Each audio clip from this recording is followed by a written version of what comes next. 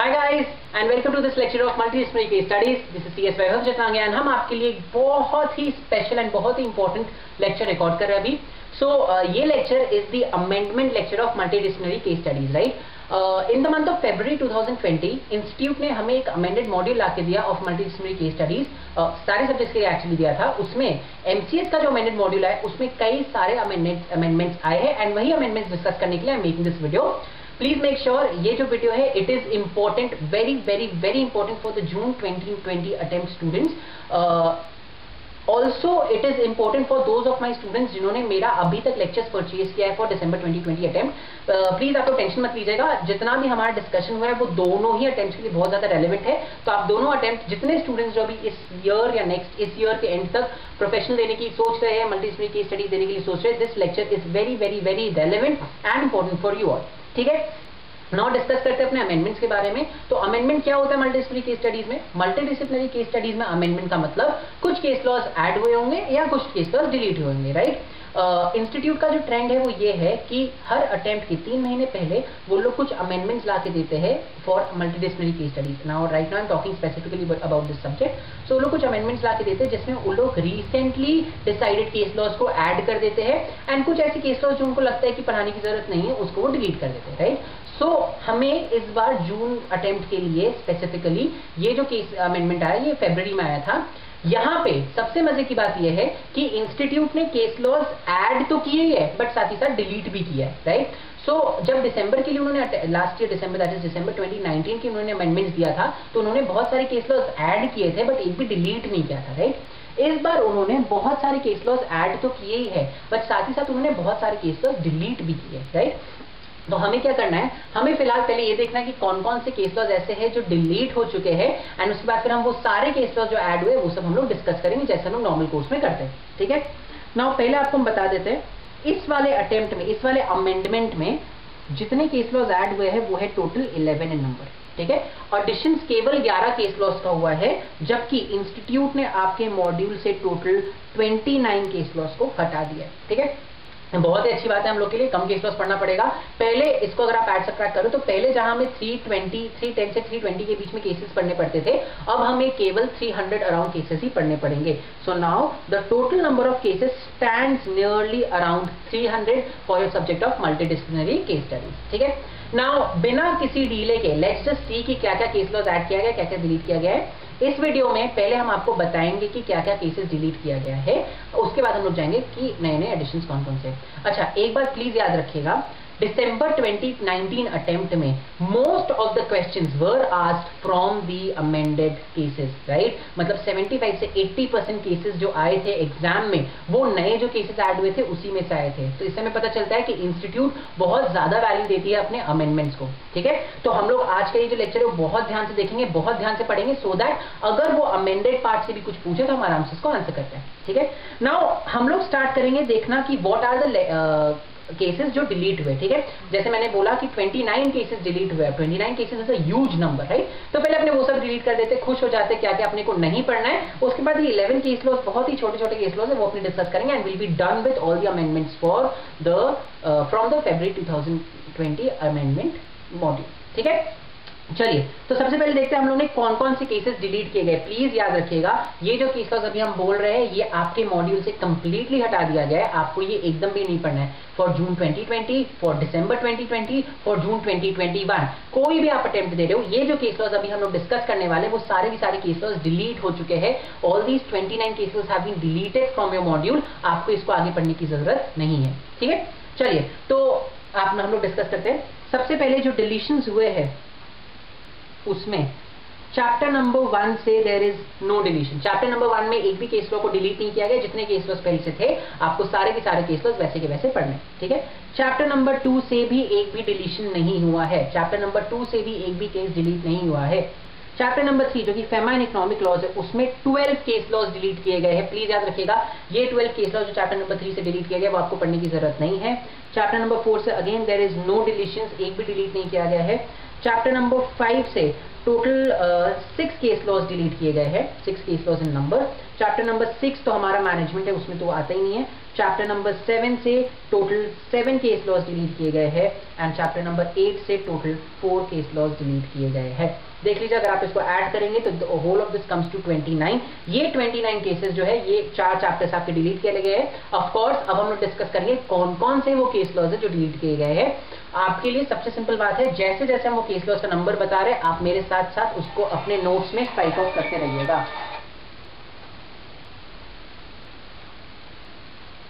ठीक है, आप मेरे साथ साथ अपने नोट्स में उसको स्ट्राइक आउट करते रहिएगा। ठीक है, चलिए तो देखते हैं पहले चैप्टर नंबर 3 से। चैप्टर नंबर 3 में जो पहला केस लॉ डिलीट किया गया है वो है केस लॉ नंबर 16। पहला केस लॉ जो चैप्टर नंबर 3 से डिलीट किया गया है वो है केस लॉ नंबर 16। इसका नाम है Rashtriya Ispat Nigam limited versus Pratyusha resources infra. Case law number 16 has been deleted. Please इसको आप नोट डाउन कर लो। चैप्टर नंबर, अभी हम लोग चैप्टर नंबर 3 पैमाना इकोनॉमिक लॉस का बात करें। पहला केस लॉ जो डिलीट किया है वो चैप्टर नंबर वो है केस नंबर 16। उसके बाद अगला केस लॉ जो डिलीट किया गया है वो है case number 17 Rohini Kanoi and another versus Allahabad bank and others. ये केस भी अब डिलीट कर दिया गया from your module. Next case जो डिलीट किया गया है वो है case number 20 Anita international versus Tungabhadra sugar works मजदूर संघ। इस केस लॉ को भी आपके सिलेबस से अब निकाल दिया गया है। This case law you do not have to study any more. Next case law जो चैप्टर नंबर 3 से डिलीट किया गया है वो है case number 21 that is Wexford financial incorporation Panama versus BHEL। ठीक है, ये केस भी आपके मॉड्यूल से डिलीट कर दिया गया है। नेक्स्ट केस जो डिलीट किया गया है वो case number 22 the chancellor masters and scholars of the university of Oxford versus Rameshwari photocopy. याद रखिएगा, ये जब आपको पढ़ा थे तो हम इसको बोलते Delhi photocopy case, Delhi university photocopy case. It's a landmark judgement in copyright law but I don't know why this case has been deleted from the syllabus. ठीक है, नेक्स्ट केस लॉ जो आपका डिलीट किया गया है फ्रॉम चैप्टर नंबर 3 इस case law number 24 IDBI trusteeship services limited versus Hubtown limited. ठीक है, ये केस लॉ को भी आपके सिलेबस से निकाल दिया गया। You do not have to study this anymore.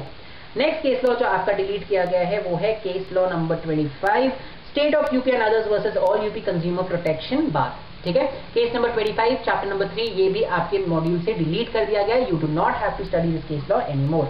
इसके बाद जो नेक्स्ट केस लॉ आपके सिलेबस से डिलीट किया गया है वो है case number 29 IMAX corporation versus E-City entertainment international private limited. Chapter number 3 case number 29 has been deleted from your syllabus. Next case law जो डिलीट किया गया है वो क्या है, केस नंबर 36।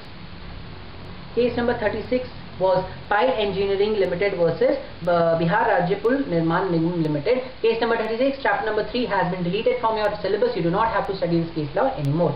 ठीक है, नेक्स्ट केस लॉ जो डिलीट किए गए हैं वो है case law number 43 Daiichi was a very big case. ये वाला केस भी डिलीट कर दिया गया आपके सिलेबस से। Daiichi Sankyo company limited versus Malvinder M Singh others case law number 43 chapter number 3 deleted from your module.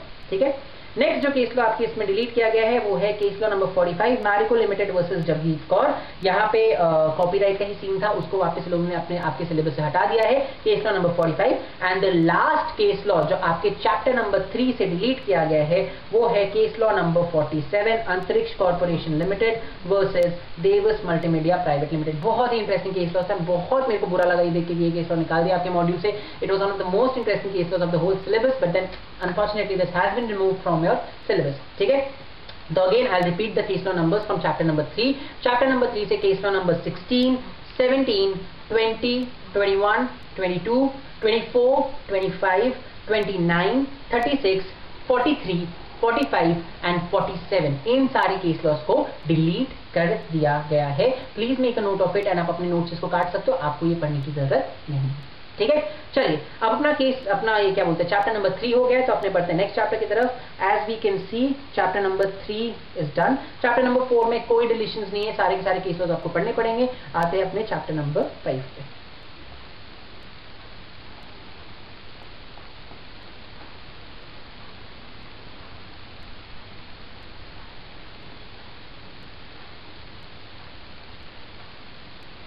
Chapter number 5 is based on competition law. Competition law में total 6 cases ऐसे हैं जिनको डिलीट किया गया है। लेट्स सी वो 6 cases कौन कौन से। ठीक है, पहला केस जो डिलीट किया गया from competition law that is chapter number 5 is case number 6 sun electronics private limited versus electric solutions private limited and others. ठीक है, तो case law number 6 has been deleted from chapter number 5। अभी हम लोग chapter number 5 कर रहे competition act, उसमें case law number 6 को डिलीट कर दिया गया है। नेक्स्ट केस लॉ जो डिलीट किया गया है वो है केस लॉ नंबर 21। ठीक है, नेक्स्ट केस लॉ जो डिलीट किया गया है वो है case law number 21, दुगर T industries private limited versus state of Assam and others. इस केस लॉ को भी डिलीट कर दिया गया from chapter number 5। Again chapter number 5 case law 21 deleted from your module. Next case law जो डिलीट किया गया है वो है केस लॉ नंबर 34। ठीक है, सो नेक्स्ट केस लॉ जो डिलीट किया गया है वो है case law number 34, C Shanmugam and others versus Reliance Jio info communication limited and others. बहुत ही रेपिटेटिव केस लॉ था, इसलिए ठीक किया गया, इसको निकाल दिया गया है। So this case law has also been deleted from your module. Case law number 34 chapter number 5। Next 3 case law जो डिलीट किए गए हैं वो है case law number 36, XYZ versus Hyundai motor India limited and another.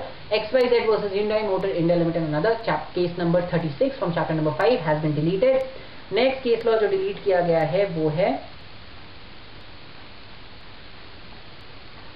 Case law number 48, industries and commerce association versus coal India limited and others. Industries and commerce association versus coal India limited and others, ये case number 48 has been deleted from your module. And the last case law जो chapter number 6 से delete किया गया है वो है case number 49, express industry council of India versus jet airways and others. ठीक है, तो ये 6 केस लॉ जो डिलीट किए गए। I repeat the numbers of the case law.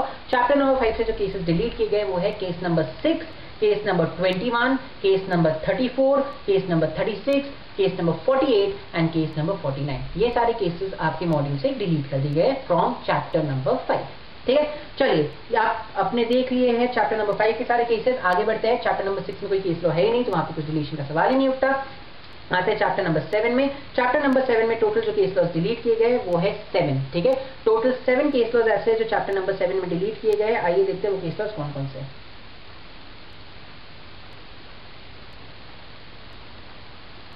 Chapter number 7 is interpretation of statutes. Chapter number 7 से total 7 cases delete किए गए हैं।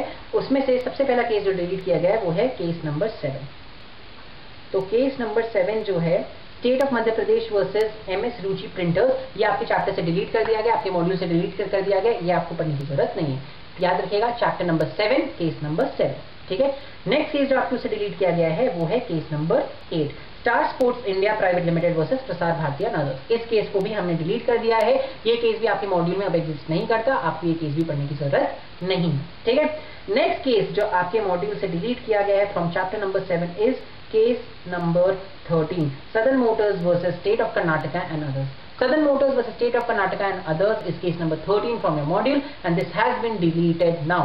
ठीक है, चलिए नेक्स्ट केस जो आपके मॉड्यूल से डिलीट किया गया है वो है case number 14, Odisha industry infrastructure development corporation versus Mesco Kalinga steel limited and others. ये केस भी आपको पढ़ने की जरूरत नहीं है। Chapter number 7 case number 14 has been deleted from your case law from your module. ठीक है, नेक्स्ट केस जो आपके बुक से डिलीट किया गया है वो है case number 21, Bairangore jute factory versus Bairangore jute factory etcetera. मतलब ये वाला जो केस लॉ है केस नंबर 21 वो भी आपके मॉड्यूल से डिलीट कर दिया गया है। नेक्स्ट केस लॉ जो चैप्टर नंबर 7 से डिलीट किया गया है वो है case law number 23, government of NCT of Delhi versus Manav Dharam trust and another. ठीक है, case number 23 has also been deleted from your module and the last case that has been deleted from chapter number 7 is case number 28, state of Maharashtra versus Reliance industries limited and others. ये case को भी delete कर दिया गया है। तो total में chapter 7 से 7 केस लॉज डिलीट किए गए। इनका नंबर है case law number 7, case law number 8, case law number 13, 14, 21, 23 and 28। ये सारे केस लॉज को हमने डिलीट कर दिया है। ठीक है, चलेगा।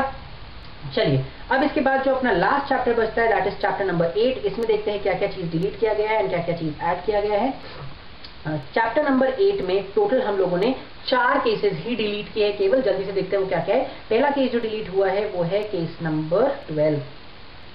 चैप्टर नंबर 8 से पहला केस जो डिलीट हुआ है वो है केस लॉ नंबर 12, जय Bharat textiles versus regional provident fund commissioner. ये केस डिलीट हो चुका है, ये आपको पढ़ने की जरूरत नहीं है।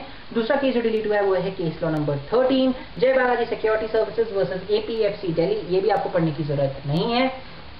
तीसरा केस लॉ जो डिलीट हुआ है वो case law number 15, Delhi transport corporation versus Om Kanwar. ये भी आपको पढ़ने की जरूरत नहीं है, ये केस भी डिलीट हो चुका है। And the last case law जो आपके मॉड्यूल से डिलीट किया गया है वो है चैप्टर नंबर 8 का case law number 27, globe ground India employees union versus Lufthansa German airlines and others. ये केस भी डिलीट कर दिया गया है। तो ओवरऑल अगर आप देखो तो आपके मॉड्यूल से 4 केसेस ऐसे हैं जो डिलीट कर दिए गए फ्रॉम चैप्टर नंबर 8। ये केस लॉज है केस लॉ नंबर 12, 13, 15 एंड 27। ठीक है, तो ऑल इन ऑल ये थे पूरे 29 केसेस जो हम लोग ने देखा जो आपके मॉड्यूल से डिलीट हो चुके हैं। प्लीज याद रखिएगा ये 29 केसेस आपको पढ़ने की जरूरत नहीं है। ये 29 केसेस हम लोग ने देख लिया है जो आपके मॉड्यूल से डिलीट हो चुके हैं एंड आपको अब ये पढ़ने की जरूरत नहीं है। चलो, ये तो था मॉड्यूल में कौन कौन से केसेस डिलीट हुए उसकी बात। अब देखते हैं आपके मॉड्यूल में कौन कौन से केसेस नए ऐड हुए। ठीक है, तो एडिशंस में देखा जाए तो केवल 3 चैप्टर्स में केसेस ऐड हुए हैं। चैप्टर नंबर 1 में 2 केसेस ऐड हुए हैं, चैप्टर नंबर 4 में 5 केसेस ऐड हुए हैं एंड चैप्टर नंबर 7 में 4 केसेस ऐड हुए हैं। आप टोटल ऐड कर लो 11 आ जाता है। ठीक है, तो 3 ही का ऐसे चैप्टर है जिसमें नए नए केसेस ऐड हुए हैं। पहला है चैप्टर नंबर 1, उसमें 2 नए केसेस ऐड हुए हैं। दूसरा है चैप्टर नंबर 4, उसमें 5 नए केसेस ऐड हुए हैं एंड तीसरा है चैप्टर नंबर 7, उसमें 4 नए केसेस ऐड हुए हैं। ठीक है, अब ये केसेस आपको कैसे मिलेगा? ये सारे केसेस का समरी आई हैव मेड। ये समरी जो है वो MCS अमेंडमेंट ऐसे में आपको सारे केसेस के अपने समरीज मिल जाएंगे। ये जो समरीज है, ये summaries I will be uploading on the link that my students have gotten and you can access it from there. I will also be uploading these cases का summary right here below in the description, so you can join the Telegram channel and you will find the summaries over there. ठीक है, चलिए तो अपने बिना किसी delay के discuss करें पहले कौन कौन से केसेस है। चैप्टर नंबर 1 के पहले केसेस डिस्कस करते हैं। 2 ही केसेस है, बहुत ही सिंपल, बहुत ही स्ट्रेट फॉरवर्ड केसेस है। आइए देखते हैं वो केसेस कौन कौन से है। पहला केस, अब देखिए एक चीज हम आपको बता दे रहे हैं, अब नाउ इट्स टू लेट कि आप अपने सारे केस लॉस का नंबरिंग चेंज करो। ठीक है, तो जितने केसेस बीच बीच से डिलीट हुए ना उनको बस काट दो, मॉड्यूल से भी काट दो, नोट से भी काट दो, नंबरिंग कहीं चेंज मत करना। ठीक है, एंड ये जो नए केसेस ऐड हुए हैं इनको हम लोग ABCD ऐसे करके नंबर रखेंगे, तो आपको एक बार में समझ में आ जाएगा। पुराने जो केसेस थे वो 1 2 3 4 के नंबर से चलते हैं एंड जो अमेंडमेंट में केस लॉस आए वो ABCD के हिसाब से चलेंगे। ठीक है, चलेगा। तो चलिए, company law that is corporate law का चैप्टर नंबर 1, जो चैप्टर नंबर 1 है उसमें 2 केसेस ऐड हुए। पहला केस का नाम है case number A, Harishankar versus Union of India. Now Harishankar versus Union of India is an appeal. This was an appeal which was filed in the year 2019 with the Supreme Court. Supreme Court के पास ये appeal file किया गया था। Supreme Court is the forum, civil appeal है। यहाँ पे appellant है कौन? हरिशंकर एंड रेस्पोंडेंट है कौन? Union of India. ये तो अभी तक आप लोग समझ गए हैं कैसे पढ़ते हैं। So the appellant in this case is Harishankar and the respondent is union of India. Now सुनिए हुआ क्या था यहाँ पे। अगर आप सब थोड़ा सा ऐसे न्यूज़पेपर वगैरह पढ़ते हो तो आपको पता होगा 2018 में infrastructure leasing and financing corporation that is ILFS या infrastructure leasing and financial services limited, sorry infrastructure leasing and financial services limited करके एक जो कंपनी थी वो बैंकरप्ट हो गई थी। राइट, बहुत ज्यादा पंगा हुआ था।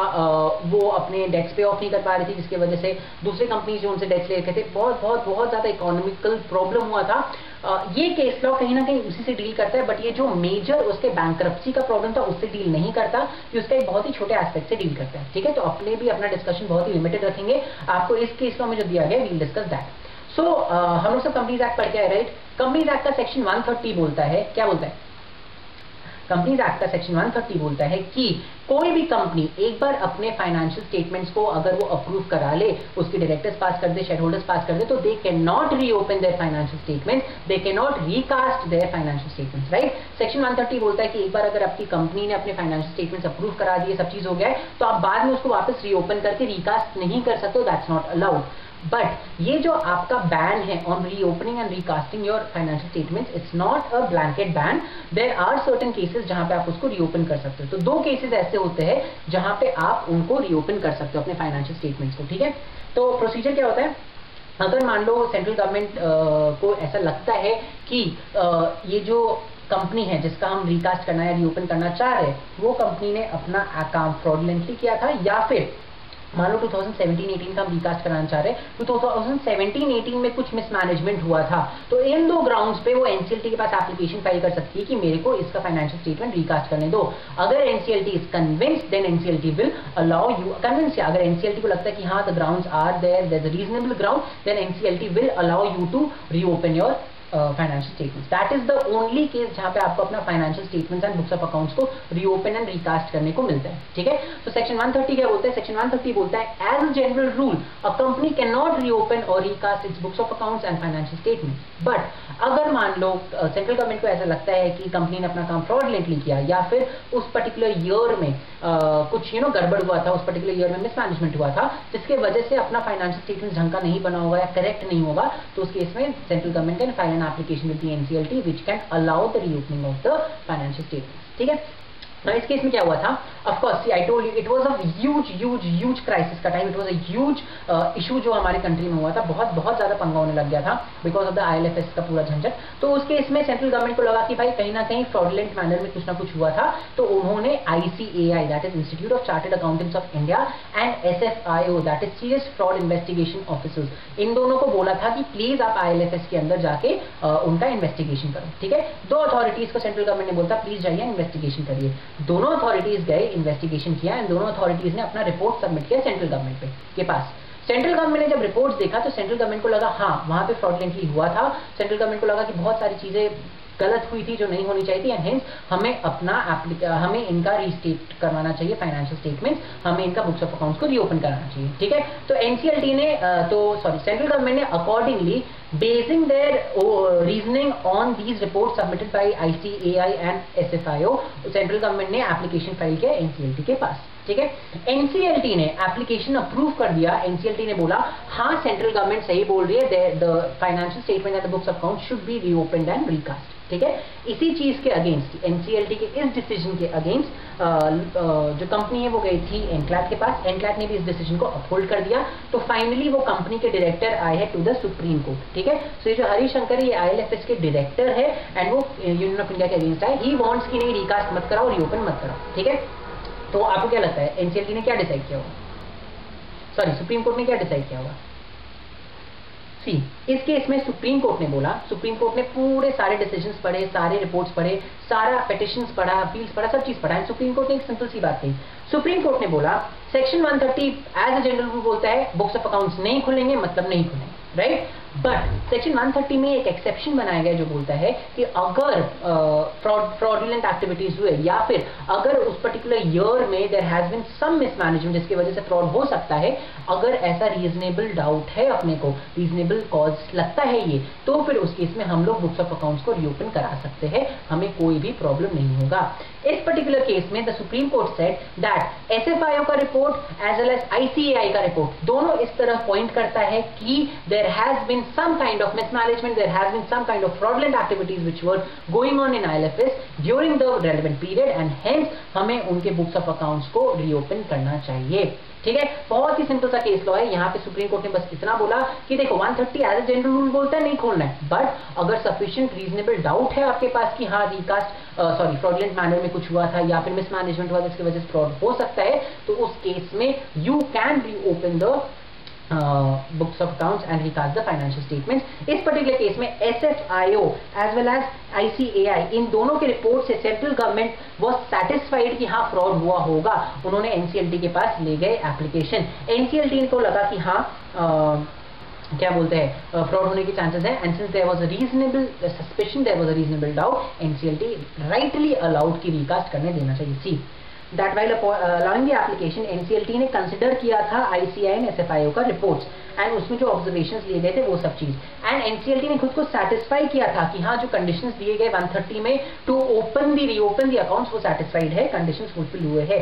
ये सब चीज को दिमाग में रख के plus added to them the fact that IL&FS के पास बहुत ज्यादा पब्लिक का मनी इन्वॉल्व था, एंड अगर यहाँ पे फ्रॉड को हम ऐसे जाने देते तो public at large would have gotten affected. तो यहाँ पे बोला गया कि central government could reopen the account specified by the order of the NCLT। NCLT ने जो अकाउंट्स रीओपन करने के लिए बोला है, सेंट्रल गवर्नमेंट उसको रीओपन करवा सकती है, कोई भी प्रॉब्लम नहीं होगा। ठीक है, बहुत ही सिंपल सा केस लॉ था, एकदम उस पर बेस्ड था, ज्यादा कोई प्रॉब्लम नहीं होगा। आई होप आपको केस लॉ समझ में आया हो। आते हैं अपने जो सेकंड केस लॉ ऐड हुआ है इन चैप्टर नंबर 1, जो second case law chapter number 1 में ऐड हुआ है वो है केस लॉ नंबर बी, जिसका नाम है principal commissioner of income tax versus ROC of Delhi. बहुत ही इंटरेस्टिंग केस लॉ है। See it's a company appeal जो कि एनक्लैट के पास आया है। ठीक है, तो एनसीएलटी में पहले केस दिया होगा, एनसीएलटी ने आरओसी के फेवर में जजमेंट दिया होगा, एंड इसलिए commissioner of income tax has come as for an appeal with the NCLAT. Now देखिए इस केस में क्या हुआ था। गवर्नमेंट ऑफ इंडिया ने एक स्कीम निकाला था जिसका नाम था फास्ट ट्रैक एग्जिट स्कीम 2011 में। ठीक है, फास्ट ट्रैक एग्जिट स्कीम 2011 के हिसाब से अगर किसी कंपनी को अपना नाम स्ट्राइक ऑफ कराना होता था तो कंपनी इस स्कीम के अंडर आरओसी के पास एक एप्लीकेशन फाइल करती थी। ठीक है, आरओसी उसके बाद अच्छा, ये जो कंपनीज जो एप्लीकेशन फाइल करती थी they had to be defunct companies. Defunct company क्या होते थे, वो स्कीम में लिखा गया था। डिफंक्ट कंपनी मतलब वो कंपनी जिसका फंक्शन नहीं हो रहा है वगैरह वगैरह। सो एक डिफंक्ट कंपनी, जो कंपनी उस डिफंक्ट कंपनी के डेफिनेशन में फिट होती है, वो इस स्कीम के अंडर एप्लीकेशन फाइल कर सकती थी with the ROC to get their name struck off. ठीक है, एक बार एप्लीकेशन फाइल होता है एनसीएलटी आरओसी के पास, तो आरओसी उसके बाद सारे सेक्टोरल रेगुलेटर्स को 30 डेज का एक नोटिस भेजता था। ठीक है, तो एज पर द रूल सबसे पहले एक डिफंक्ट कंपनी होनी चाहिए। डिफंक्ट कंपनी को आरओसी के पास एक एप्लीकेशन फाइल करना है अंडर दिस स्कीम कि मेरा नाम स्ट्राइक ऑफ कर दो। आरओसी उसके बाद सारे सेक्टोरल रेगुलेटर्स को एक एक नोटिस भेजेगी जो कि 30 डेज का नोटिस होगा।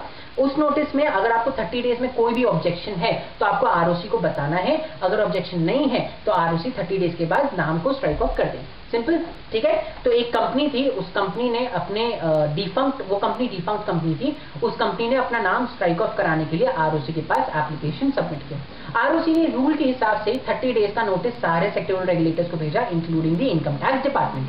ठीक है, इनकम टैक्स डिपार्टमेंट ने 30 डेज तक कुछ भी नहीं बोला, कुछ भी ऑब्जेक्शन रेज नहीं किया, एंड अकॉर्डिंगली आरओसी ने नेम स्ट्राइक ऑफ कर दिया। आरओसी ने जो नाम है उसको स्ट्राइक ऑफ कर दिया। ठीक है, एक बार जब नाम स्ट्राइक ऑफ हो गया उसके बाद क्या बोलते हैं, उसके बाद इनकम टैक्स डिपार्टमेंट से principal commissioner of income tax पहुंचे एनसीएलटी के पास। उन्होंने बोला देखो भैया सॉरी 30 डेज हमें मिला था, बट उन 30 डेज में हम कैलकुलेशंस नहीं कर पाए, उस 30 डेज में हम असेसमेंट नहीं कर पाए, एंड हमसे गलती हो गई। यहाँ पे there has been a tax evasion and hence हमें कंपनी का नाम रिस्टोर करना है। आपको समझ में आ रहा है क्या हुआ? डिफंक्ट कंपनी ने एप्लीकेशन फाइल किया आरओसी के पास, आरओसी ने सबको एप्लीकेशन सारे sectoral regulators including the income tax department को नोटिस भेजा। 30 डेज का नोटिस था, किसी ने कोई भी ऑब्जेक्शन नहीं भेजा, तो अकॉर्डिंगली आरओसी ने कंपनी का नाम स्ट्राइक ऑफ कर दिया। एक बार कंपनी का नाम स्ट्राइक ऑफ हो गया उसके बाद इनकम टैक्स डिपार्टमेंट आ रही है और बोल रही है सॉरी वो 30 डेज में हम लोग रीअसेसमेंट नहीं कर पाए थे, इसीलिए हमें इस कंपनी का नाम रिस्टोर करा दो ताकि इनका जो टैक्स इवेजन है उस पर हम केस कर सकें। समझ आ रहा है आपको केस? ठीक है, यहाँ पे आरओसी ने एक बात बोला कि देखो भाई आपको 30 डेज का टाइम मिला था, 30 डेज के अंदर you should have taken due care, you should have taken reasonable care. आपको 30 डेज के अंदर असेसमेंट करना चाहिए था। वो 30 डेज का जो टाइम लिमिट फिक्स किया जाता है वो एक पर्पस के लिए किया जाता है। अगर आपको कोई ऑब्जेक्शन है तो आपको 30 डेज के अंदर आओ ना, आप बाद में क्यों आ रहे हो, राइट? तो हम नाम रिस्टोर नहीं करेंगे। इनकम टैक्स डिपार्टमेंट ने ये बात बोला, अच्छा भाई हमारी गलती, ठीक है हमने असेसमेंट थोड़ा लेट कर दिया, हमें असेसमेंट करने में लेट हो गया, इसका मतलब ये थोड़ा कि आप उन्हें टैक्स चोरी करके जाने दोगे। ऐसे तो फिर सारी कंपनी यही चांस नहीं लगेगी, चलो देखते टैक्स डिपार्टमेंट आ सकता है कि नहीं। Plus secondly income tax department के पास केवल एक असेसी थोड़ी होता है, इनकम टैक्स डिपार्टमेंट के पास कितने सारे असेसीज होते हैं। तो ठीक है एक असेसी का असेसमेंट करने में थोड़ा सा लेट हो गया, but the bottom line is कि उस कंपनी ने टैक्स इवेजन किया है, आप उसको ऐसे जाने नहीं दे सकते, राइट? तो एक तरफ इनकम टैक्स लोग बोल रहे हैं कि ये कंपनी ने टैक्स इवेजन किया है, इसका रीअसेसमेंट करना है, इसके ऊपर केस करना है, आप इसको ऐसे ही जाने नहीं दे सकते। दूसरी तरफ आरओसी बोल रहे हैं आपको 30 डेज मिला था, आपको 30 डेज के अंदर आना चाहिए था। आप दोनों लड़ते एनसीएलटी पास आए, एनसीएलटी ने आरओसी की फेवर में जजमेंट दिया, तो अभी एनक्लैट के पास इनकम टैक्स कमिश्नर आए हैं। आपके हिसाब से आप बताओ किसकी तरफ जजमेंट जाना चाहिए? सुनिए, तो इस पर्टिकुलर केस में एनसीएलटी ने क्या बोला? एनसीएलटी ने बोला ठीक है आरओसी का इनकम टैक्स डिपार्टमेंट का जो कहना है वो एकदम सही है। किसी भी इंसान या किसी भी कंपनी जिसने टैक्स को इवेड किया है उससे हम ऐसे ही जाने नहीं दे सकते। टैक्स इज अल्टीमेटली गवर्नमेंट का पैसा जो वो पब्लिक के लिए यूज करती है, तो लोग टैक्स इवेड करके अगर किसी और लॉ का फायदा उठा के निकल जा रहे हैं तो you can't allow that. If there is tax evasion the person has to be caught and brought behind the books. ठीक है, आप किसी भी इंसान को ऐसे नहीं जाने दे सकते। बट आरओसी भी अपनी जगह सही है। आरओसी का भी कहना सही है कि अगर 30 डेज का टाइम मिला था तो the department should have been vigilant enough कि वो 30 डेज के अंदर ही अपना ऑब्जेक्शन रेज करे। ऐसे तो फिर वो 30 डेज का टाइम लिमिट रखने का कोई मतलब ही नहीं हुआ ना। 30 डेज में सब ऐसे चिल मार के बैठे रहेंगे, उसके बाद थोड़े दिन बाद आएंगे बोलेंगे सॉरी इन 30 डेज में हम कुछ नहीं कर पाए थे, अभी हमें पता चला, अभी नाम रिस्टोर कर दो। तब तो ये पूरे 30 डेज के कॉन्सेप्ट का ही तो बैंड बज गया ना। एनक्लैट ने बोला देखो हमें दोनों का इंटरेस्ट समझ में आ रहा है, दोनों अपने अपने जगह सही है, but there has to be a balance between the two. तो बैलेंस कैसे मेंटेन किया जाए? एनक्लैट ने यहाँ बोला देखो इनकम टैक्स डिपार्टमेंट, आपके इनकम टैक्स एक्ट में ही सेक्शन 179 दिया गया है। सेक्शन 179 जो इनकम टैक्स एक्ट है वो ये बात बोलता है कि अगर मान लो कोई कंपनी ऐसी है जो वाइंड अप हो गई है, ठीक है, एंड उसकी वाइंडिंग अप के बाद हमें पता चल रहा है कि वो असेसमेंट कि उसने कुछ गड़बड़ किया था, तो आप क्या कंपनी को वापस इनकॉर्पोरेट करोगे? नहीं, आप उसमें क्या करते हो, जो उस ईयर में जिस ईयर में गड़बड़ हुआ है, जिस ईयर में टैक्स का घपला हुआ है, उस ईयर में जो ऑफिसर्स थे, जो डायरेक्टर्स थे, आप उनको पकड़ते हो एंड उनके अगेंस्ट आप केस करते हो, राइट।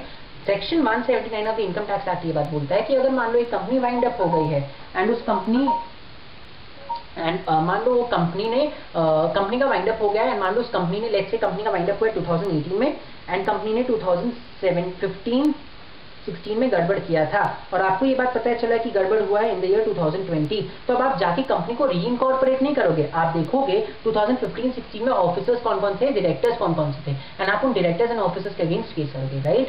तो फिर इनकम टैक्स डिपार्टमेंट ने बोला हाँ ये तो है, तो एनक्लैट ने बोला तो वही लॉजिक यहाँ पे भी तो यूज कर सकते हो। यहाँ पे भी मान लो कि let's say in the year 2014-15 का आपको कुछ करना है, तो 2014-15 में जो ऑफिसर्स थे, जो डायरेक्टर्स थे, आप जाके उनका गला पकड़ लो, आपके पास वो पार है। हम एक बार ये स्कीम के अंदर किसी इंसान का नाम स्ट्राइक ऑफ हो गया है, जिससे सारे रूल्स फॉलो किए थे, डिफॉल्ट कंपनी का एलिजिबिलिटी था उनके पास, उन्होंने एप्लीकेशन फाइल किया, आरओसी ने आपको 30 डेज का टाइम दिया, अगर आप 30 डेज के अंदर नहीं आते हो तो इसमें हम वो कंपनी का नाम रिस्टोर नहीं करेंगे। हम बिकॉज आरओसी ने सब चीज फॉलो किया है, आरओसी का जो डिसीजन है वो करेक्ट है, नाम रिस्टोर नहीं होगा। What the tax department can do is they can start a proceeding under section 179 of the income tax act. मतलब जिस साल घपला हुआ था उस साल जो डायरेक्टर्स थे आप उनके अगेंस्ट जा सकते हो, उनके अगेंस्ट आप केस कर सकते हो, ठीक है। तो इस पर्टिकुलर केस में एनक्लैट ने यही बोला कि एक बार किसी स्कीम के अंदर अगर आरओसी ने 30 डेज का ऑब्जेक्शंस के लिए टाइम दिया है किसी भी सेक्टोरल रेगुलेटर का, वो रेगुलेटर उतने टाइम के अंदर नहीं बोलता है कुछ भी, एंड अकॉर्डिंगली आरओसी ने कोई स्टेप ले लिया, फॉर एग्जांपल आरओसी ने नाम स्ट्राइक ऑफ कर दिया है, तो रेगुलेटर बाद में आके ये नहीं बोल सकता नाम रिस्टोर करो। रेगुलेटर को अपने एक्ट में कोई फायदा देखना होगा। यहाँ पे इनकम टैक्स एक्ट में बोला गया है कि आप उस साल के डायरेक्टर्स का गला पकड़ो, उस साल के डायरेक्टर्स को पकड़ो, तो यहाँ पे द एनक्लैट सेड कि आपको जाके उस साल के ही डायरेक्टर्स को पकड़ना होगा। So the final decision was that the name of the company could not be restored because ROC had followed everything that was given in the scheme. ठीक है, तो ये था हमारा सेकंड केस लॉ जो आपका ऐड हुआ है। चैप्टर नंबर 1 के दो केस लॉज ऐड हुए। पहले वाला was Harishankar versus Union of India and दूसरा वाला was principal commissioner of income tax versus ROC of Delhi. ठीक है, ये दो केस लॉज के बाद अब जो नेक्स्ट अपने डिस्कस करने वाले हैं वो है case laws with respect to chapter number 4 that is insolvency laws. इसमें टोटल 5 केस लॉज आए हैं जो अभी हम लोग डिस्कस करने वाले हैं। चलिए तो स्टार्ट करें चैप्टर नंबर 4 के साथ। चैप्टर नंबर 4 जो की है वो है इंसॉल्वेंसी लॉज एंड यहाँ पे टोटल 5 केस लॉज ऐड किए गए हैं। तो अपने फटाक से देखते हैं 5 केस लॉज कौन कौन से हैं। पहला केस लॉ जो है case law number A, Anand Rao Karoda who's a resolution professional of some company versus MS Varsha fabrics limited. ठीक है, यहाँ का फोरम कौन सा है? Supreme court. And supreme court में क्या चल रहा है? ये सिविल अपील चल रहा है। ठीक है, तो यहाँ पे एप्लेंट कौन है? एप्लेंट है आनंद राव करोड़ा एंड अपना रेस्पोंडेंट है वर्षा फैब्रिक्स लिमिटेड। ठीक है, सुनिए हुआ क्या था। ये जो कंपनी है वर्षा फैब्रिक्स लिमिटेड ना, उसमें ऑफ कोर्स इंसॉल्वेंसी हो गया था, तभी हमारा रेजोल्यूशन प्रोफेशनल आए, राइट। तो वर्षा फैब्रिक्स लिमिटेड का इंसॉल्वेंसी हो गया था। इंसॉल्वेंसी होने के मतलब से वजह से वो अपने वर्कर्स को पैसा नहीं दे पा रहा था। ठीक है, वर्षा फैब्रिक्स के पास पैसा नहीं था देने के लिए, तो वो अपने वर्कर्स को पैसा नहीं दे पा रहा था। अकॉर्डिंगली वर्कर्स पहुंच गए हाईकोर्ट के पास। हाईकोर्ट के पास पहुंचने के बाद उन्होंने हाईकोर्ट को बोला देखो हमें हमका पैसा नहीं मिल रहा है तो आप कुछ ऑर्डर्स पास करो। हाईकोर्ट ने ऑर्डर्स पास किया, क्या लेबर कमिश्नर को बोला कि हाईकोर्ट ने ऑर्डर पास किया और लेबर कमिश्नर को बोला कि ये जो जितने लेबर्स आए, जितने वर्कर्स आए, उन सबका ड्यूज पहले तुम क्वांटिफाई करो, पहले पता करो उनका ड्यूज एक्चुअल में कितना बाकी है।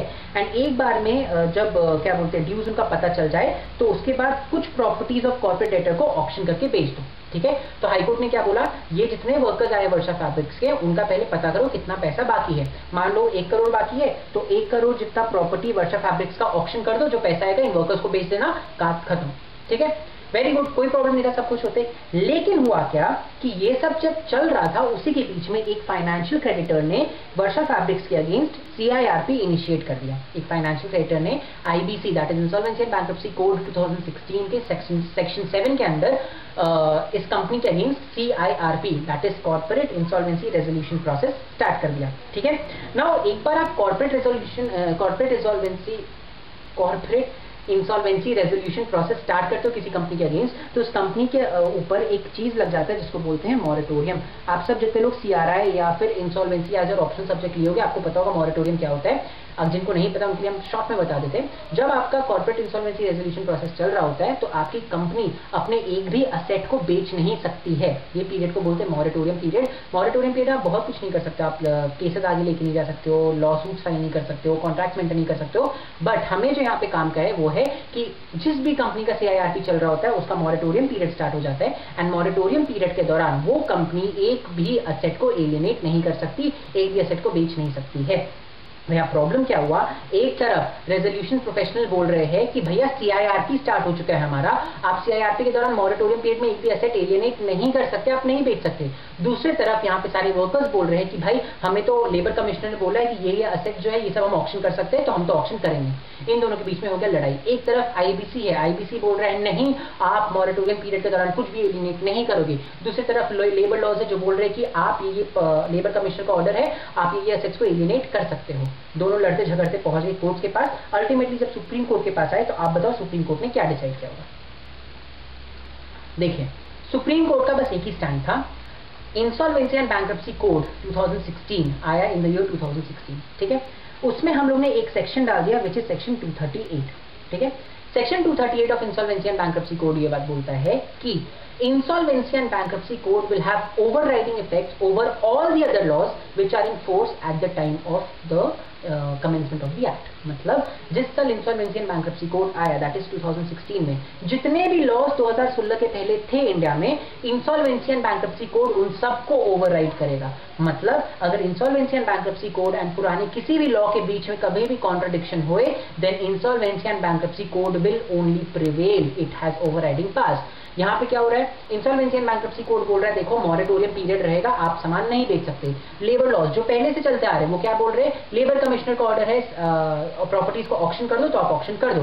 डिफरेंस किसके बीच में, insolvency and bankruptcy code and labour laws जो कि इंसॉल्वेंसी एंड बैंक्रप्सी कोड के पहले से चलते आ रहे हैं। तो इस केस में section 238 of the insolvency and bankruptcy code will prevail, जो ये बात बोलता है कि insolvency and bankruptcy code will have overriding effects over all the other laws of the at that point of time. मतलब इंसॉल्वेंसी एंड बैंक्रप्सी कोड बाकी जितने laws उस समय एग्जिस्ट करते हैं उन सबके ऊपर ओवरराइड कर जाएगा। तो इस पर्टिकुलर केस में किसके फेवर में जजमेंट गया होगा, इस पर्टिकुलर केस में रेजोल्यूशन प्रोफेशनल के फेवर में जजमेंट गया। सुप्रीम कोर्ट ने बोला कि सेक्शन 238 IBC को ओवरराइडिंग इफेक्ट्स देता है over all the other laws. यहाँ पे IBC में जो लिखा हुआ है that will only prevail, other things will not prevail. तो अगर एक बार CIRP स्टार्ट हो चुका है, मॉरेटोरियम लग चुका है, तो आप एसेट्स को एलियनेट नहीं कर सकते, आप एक भी एसेट को एलियनेट नहीं कर सकते, आप किसी भी तरह का ऑक्शन नहीं कर सकते। Hence the court held the properties could not be auction. Properties को अगर आपने ऑक्शन किया तो गलत किया, और अगर आप ऑक्शन करने जा रहे हो तो आप ऑक्शन नहीं कर सकते। बहुत ही सिंपल सा केस था, बहुत ही स्ट्रेट फॉरवर्ड केस था, राइट। चलिए इसी के साथ आते हैं हम लोग केस लॉ नंबर B में, चैप्टर नंबर 4 का case law number B, Duncans industries limited versus AJ Agrochem. ठीक है, बहुत बहुत बहुत ही इंटरेस्टिंग केस लॉ है, ध्यान से सुनिएगा। सुप्रीम कोर्ट का ही जजमेंट है, अगेन बहुत इंपॉर्टेंट जजमेंट, ये एक इट्स प्रेसिडेंट वैल्यू वाला जजमेंट। सिविल अपील था, अपील किसने फाइल किया, डाउनकन्स इंडस्ट्रीज ने। किसके अगेंस्ट किया, AJ एग्रोकेम ने। ठीक है ना, हुआ क्या है देखिए, डाउनकन इंडस्ट्रीज जो यहाँ पे जो एप्लेंट है वो एक कंपनी थी जिसके पास बहुत सारा टी एस्टेट था। टी एस्टेट मतलब बहुत सारे प्रॉपर्टीज थे जहाँ पे वो लोग टी का प्लांटेशन करते थे। ठीक है, डाउनकन इंडस्ट्रीज के पास बहुत सारे, मतलब कितने, टोटल 14। ठीक है, टोटल 14 उसके पास टी एस्टेट्स थे। नाउ टी एक्ट 1953 के हिसाब से, as per the tea act 1953, the central government can take over the management या take over the tea estate of a company in the interest of public. ठीक है, so as per the tea act central government अगर चाहे तो वो proper procedure follow करने के बाद टी एस्टेट्स को ले सकती है, टेक ओवर कर सकती है in the interest of public. तो under that section, under that act, central government ने डाउनकन इंडस्ट्रीज के 14 में से 7 टी एस्टेट्स को टेक ओवर कर लिया था। ठीक है। तो टोटल कितने टी एस्टेट से 14 किसके थे, डंकन इंडस्ट्रीज के थे। उसमें से सेंट्रल गवर्नमेंट ने टी एक्ट 1953 के अंदर अपने पास यूज किए एंड 7 टी एस्टेट्स को अपने अंडर ले लिया, टेक ओवर कर लिया, ठीक है। नाउ जब टेक ओवर किया तो टेक ओवर बस ऐसे पेपर में कर दिया, बट उसका मैनेजमेंट एंड उसका सब चीज अभी भी डंकन इंडस्ट्रीज देख रही थी, ठीक है। तो बहुत अच्छे से सब चीज चलता आ रहा था। अचानक से तो क्या, एक दिन डंकन इंडस्ट्रीज इंसॉल्वेंट हो गई, ठीक है। डंकन इंडस्ट्रीज ने कुछ डिफॉल्ट कर दिए, जिसके अकॉर्डिंगली एजे एग्रोकेम उसका ऑपरेशनल क्रेडिटर था, उन्होंने उनके अगेंस्ट एप्लीकेशन फाइल कर दिया टू इनिशिएट द CIRP, ठीक है। ऑपरेशनल क्रेडिटर्स कौन से सेक्शन के अंडर एप्लीकेशन फाइल करते हैं, अंडर सेक्शन 9, ठीक है। तो डंकन इंडस्ट्रीज 14 टी एस्टेट्स थे, 7 सेंट्रल गवर्नमेंट ने टेक ओवर कर लिया, बट मैनेजमेंट अभी भी डंकन इंडस्ट्रीज के पास था, ठीक है। इसके बाद सब चीज ठीक ठाक चल रहा था, फिर डंकन इंडस्ट्रीज इंसॉल्वेंट होने लगी, डिफॉल्ट करने लगी। तो एक बार परेशान होकर एजे एग्रोकेम जो कि डंकन इंडस्ट्रीज का सप्लायर था, ऑपरेशनल क्रेडिटर था, उसने सेक्शन 9 के अंदर एप्लीकेशन फाइल किया एंड डंकन इंडस्ट्रीज का CIRP इनिशिएट कर दिया। यहाँ पे डंकन इंडस्ट्रीज ने एप्लीकेशन फाइल किया, NCLT, डंकन इंडस्ट्रीज ने एप्लीकेशन फाइल किया, NCLT ने उस एप्लीकेशन को एक्सेप्ट कर लिया एंड CIRP का एप्लीकेशन डिसमिस कर दिया। नाउ एप्लीकेशन में क्या लिखा हुआ था, एप्लीकेशन में लिखा हुआ था कि देखो एप्लीकेशन में क्या लिखा हुआ था, टी एस्टेट के टी एक्ट 1953 के सेक्शन 16G, ठीक है। टी एक्ट के सेक्शन 16G के हिसाब से अगर सेंट्रल गवर्नमेंट किसी कंपनी के टी एस्टेट को टेक ओवर कर लेती है तो उस कंपनी के वाइंडिंग अप प्रोसीडिंग्स या फिर उस कंपनी के लिए किसी भी रिसीवर को अपॉइंट करने के लिए अगर आप एप्लीकेशन फाइल करते हो तो आपको पहले सेंट्रल गवर्नमेंट का कंसेंट लेना होगा, ठीक है। टी एक्ट का सेक्शन 16G ये बात बोलता है कि अगर किसी भी कंपनी के टी एस्टेट्स को सेंट्रल गवर्नमेंट टेक ओवर कर लेती है तो उस कंपनी के वाइंडिंग अप प्रोसीडिंग्स को इनिशिएट करने के लिए या फिर उस कंपनी के लिए एक रिसीवर को अपॉइंट करने के लिए, अगर आप दोनों में से कुछ भी चीज करना चाह रहे हो और आप एप्लीकेशन फाइल करना चाहते हो, पहले आपको सेंट्रल गवर्नमेंट का अप्रूवल लेना पड़ेगा। एज पर डंकन इंडस्ट्रीज इस पर्टिकुलर केस में एजे एग्रोकेम ने सेंट्रल गवर्नमेंट का अप्रूवल नहीं लिया, ऐसे ही एप्लीकेशन फाइल कर दिया NCLT के पास, एंड सिंस आपने एप्लीकेशन फाइल करने के पहले अप्रूवल नहीं है, आपका application should be dismissed. NCLT for some reason accepted this and dismissed the application. NCLAT ने इसको रिवर्स कर दिया, एनक्लैट ने बोला नहीं, सेंट्रल गवर्नमेंट का कंसेंट लेने का जरूरत नहीं है। हम आए फाइनली सुप्रीम कोर्ट के पास, आप बताओ सुप्रीम कोर्ट क्या डिसाइड करेंगे। देखिए यहाँ पे सुप्रीम कोर्ट ने क्या बोला, सेक्शन 16G क्या बोलता है, सेक्शन 16G ये बात बोलता है कि अगर आप उस कंपनी का वाइंडिंग अप प्रोसीडिंग स्टार्ट करने वाले हो या फिर आप उसके अगेंस्ट रिसीवर अपॉइंट करने वाले हो, तब उस केस में आपको सेंट्रल गवर्नमेंट का कंसेंट लेना होता है। नाउ जब आप किसी भी कंपनी के अगेंस्ट CIRP इनिशिएट करते हो, अगर under the insolvency and bankruptcy code 2016, अगर आप किसी भी कंपनी के against CIRP that is corporate insolvency resolution process initiate करते हो under the insolvency and bankruptcy code 2016, तो सुप्रीम कोर्ट का ये कहना है कि CIRP is not a winding up proceeding and CIRP में आप किसी रिसीवर को भी अपॉइंट नहीं कर रहे हो, ठीक है। CIRP मतलब क्या, आप उस कंपनी के इंसॉल्वेंसी को रिजॉल्व करने के लिए प्रोसेस स्टार्ट किए हो, अगर वो प्रोसेस फेल कर जाए तब आप वाइंडिंग अप में जाते हो, बट उस प्रोसेस का मतलब वाइंडिंग अप थोड़े होता है, उस प्रोसेस में आप बेसिकली ट्राई कर रहे हो कंपनी को रिवाइव करने का।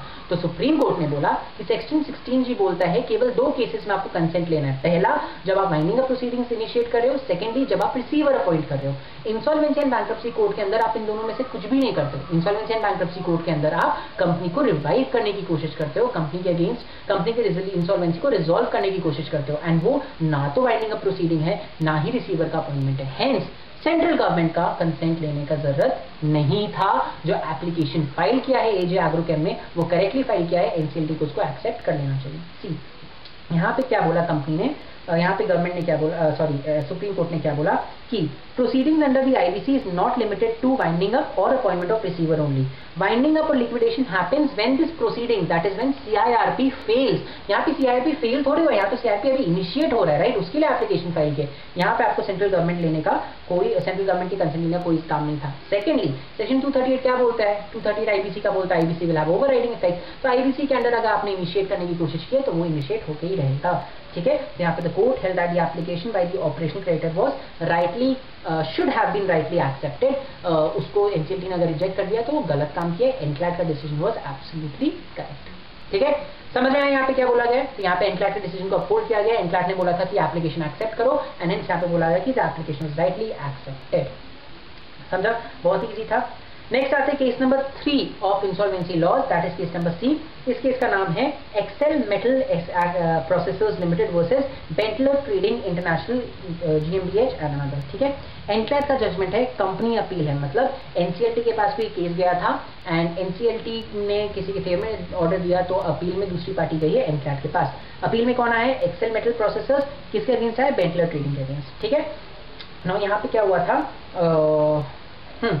यहाँ पे बहुत ही चिंदी सा केस है, बहुत ही छोटा सा केस है। देखिए हुआ क्या था यहाँ पे, बेंटलर जो है, ठीक है, वो एक्सेल मेटल का ऑपरेशनल क्रेडिटर था। तो यहाँ पे कॉर्पोरेट डेटर अपना एक्सेल मेटल है एंड बेंटलर अपना ऑपरेशनल क्रेडिटर है। ठीक है, नाउ बेंटलर मेटल जो अपना ऑपरेशनल क्रेडिटर है उसने कॉर्पोरेट डेटर के अगेंस्ट एक एप्लीकेशन फाइल कर दिया अंडर सेक्शन 9, बोला कि इसका CIRP इनिशिएट करो। ठीक है, उन्होंने बोला कि हमें $US इतना मिलने वाला है 15% पर एनम के साथ, जो हमें वो नहीं दे रहा है, हेंस एक्सेल मेटल ने यहाँ पे डिफॉल्ट कर दिया है एंड उसके अगेंस्ट CIRP इनिशिएट कर दो। ठीक है, NCLT ने उस एप्लीकेशन को एक्सेप्ट कर लिया। NCLT ने बोला हाँ ऑफ कोर्स, क्या प्रॉब्लम है, यहाँ पे सारा प्रूफ दिख रहा है, आपने पूरा प्रोसीजर फॉलो किया, एप्लीकेशन एक्सेप्टेड, CIRP इनिशिएटेड। ठीक है, एक्सेल मेटल ने उसी के अगेंस्ट एप्लीकेशन अपील फाइल की है एनक्लैट के पास। एक्सेल मेटल्स का क्या बोलना है? एक्सेल मेटल के हिसाब से इनके बीच में जो एक्सेल मेटल एंड बेंटलर के बीच में एक अग्रीमेंट साइन हुआ था, जिसके हिसाब से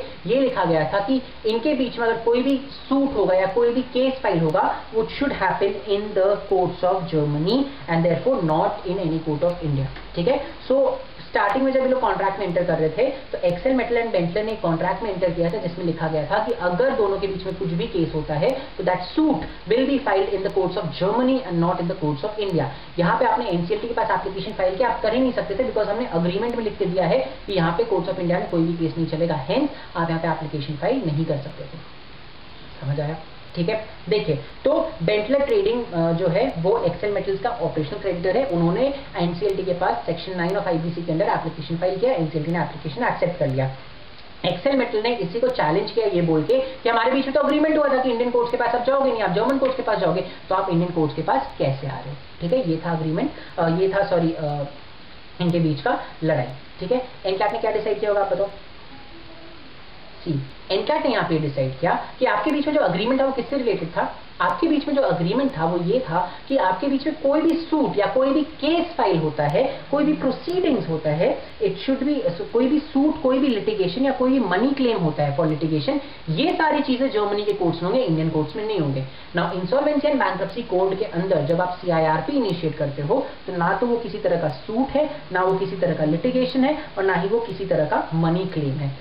CIRP जो कि इंसॉल्वेंसी एंड बैंक्रप्सी कोड के अंदर होता है, it is just a normal process जिसके थ्रू आप एक कंपनी की इंसॉल्वेंसी को रिजॉल्व करते हो। कोई भी सूट नहीं, कोई भी केस नहीं, कुछ भी नहीं है, इट्स अ नॉर्मल प्रोसेस, उसके नाम पे corporate insolvency resolution process, right. तो इस केस में एनक्लैट ने बोला कि आपका जो अग्रीमेंट था कि जर्मनी में सारे केसेस फाइल होंगे with respect to any suit और litigation, that's correct, but CIRP जो इनिशिएट किया गया है by the respondents by your operational creditor, it is not a suit, it is not a litigation, it is just an initiation of a process जो आपकी insolvency को resolve करेगा, and hence Indian courts have jurisdiction to do that। तो यहाँ पे बोला गया कि जो अपील फाइल किया है वो बेसलेस है, appeal should be cancel because Indian courts के पास वो पावर है, वो राइट है कि वो लोग इस पर्टिकुलर केस को इस पर्टिकुलर एप्लीकेशन को एक्सेप्ट कर सकते हैं। ठीक है, चलिए नेक्स्ट केस जो है वो केस है case number D, Ahluwalia contractors versus Raheja developers NCLAT के पास। ठीक है, आलूवालिया कॉन्ट्रैक्टर्स जो है वो है अपने operational creditor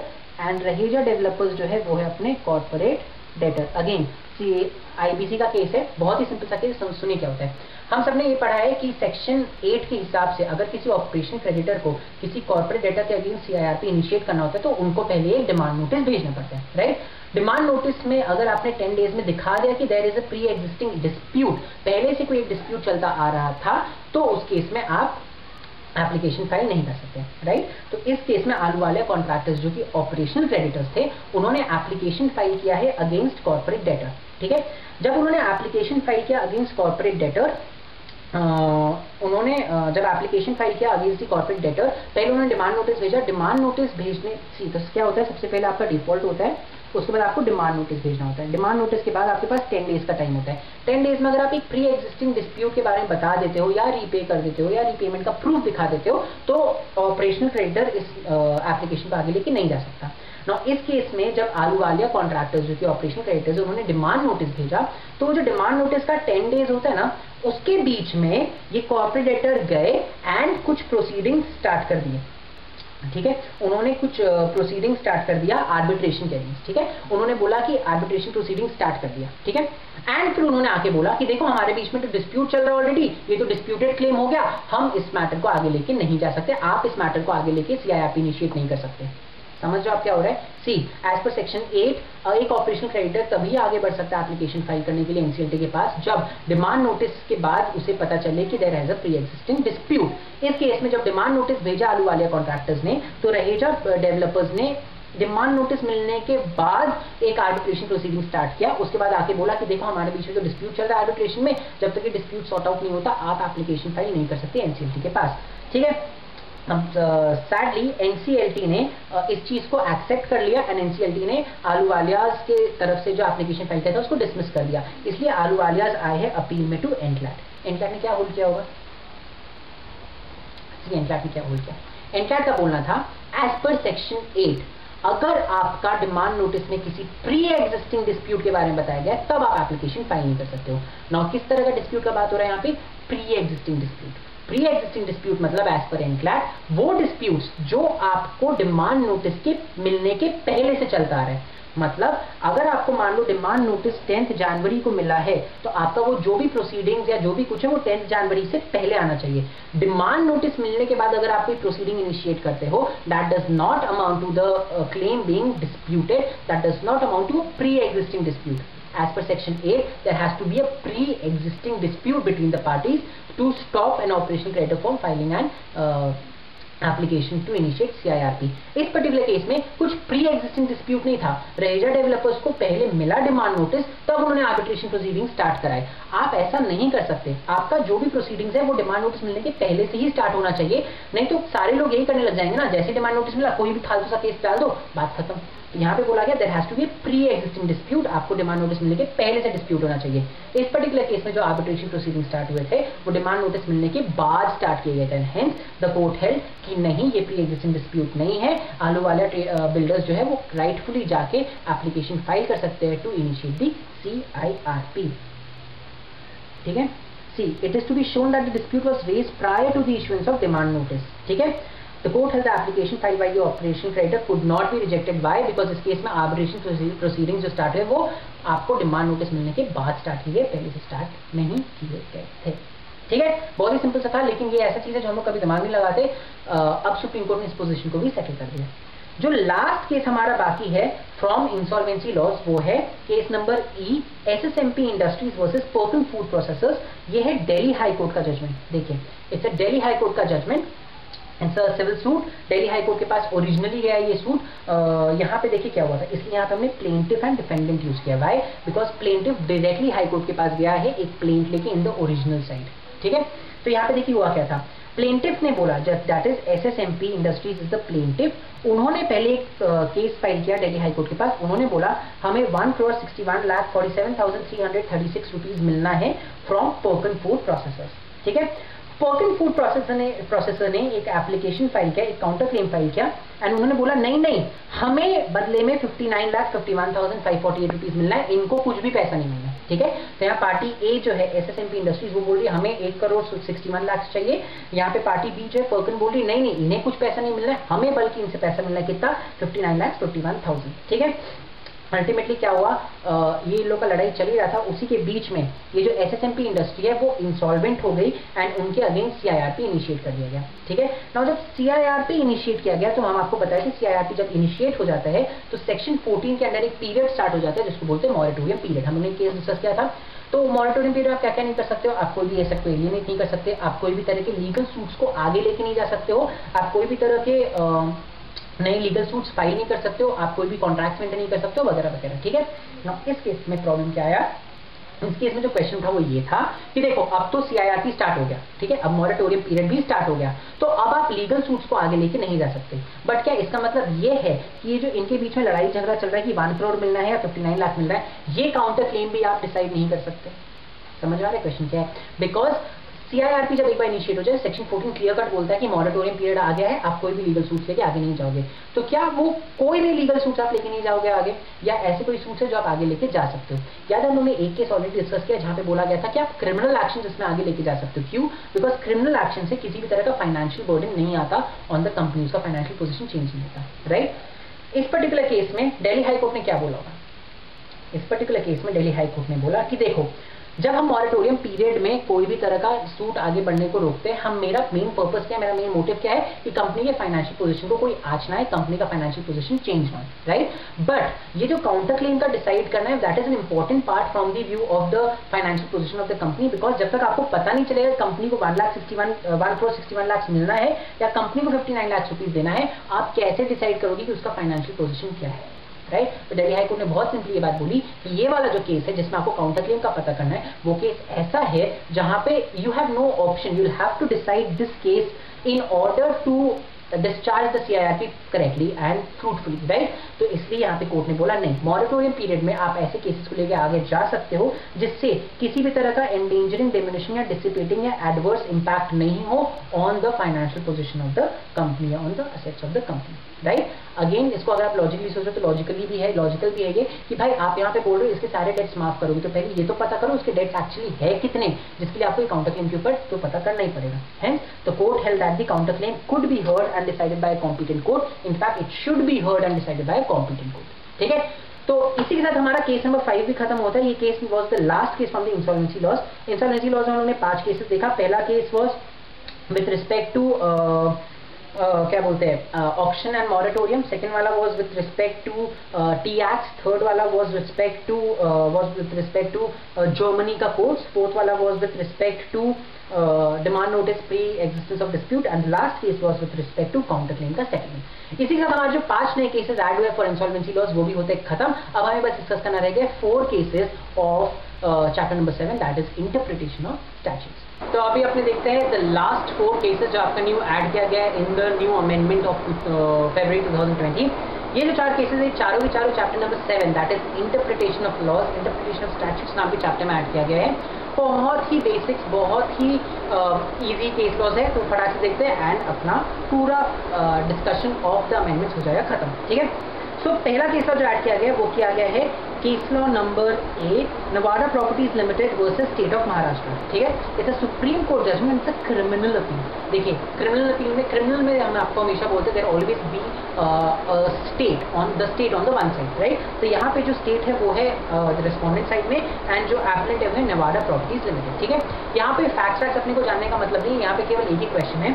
section 102 of CRPC criminal procedure code 1973, section 102 of CRPC बोलता है कि पुलिस को पावर है टू सीज सर्टेन प्रॉपर्टी, ठीक है। मतलब इन्वेस्टिगेशन के दौरान the police has the power to seize certain property. Now इस पर्टिकुलर केस में जो क्वेश्चन आया था लॉ का वो यही था कि क्या अंडर सेक्शन 102 पुलिस प्रॉपर्टी के नाम पे इमूवेबल प्रॉपर्टी को भी सीज कर सकती है क्या, ठीक है। तो the only question of law is can the police seize immovable property under section 102 of the CRPC।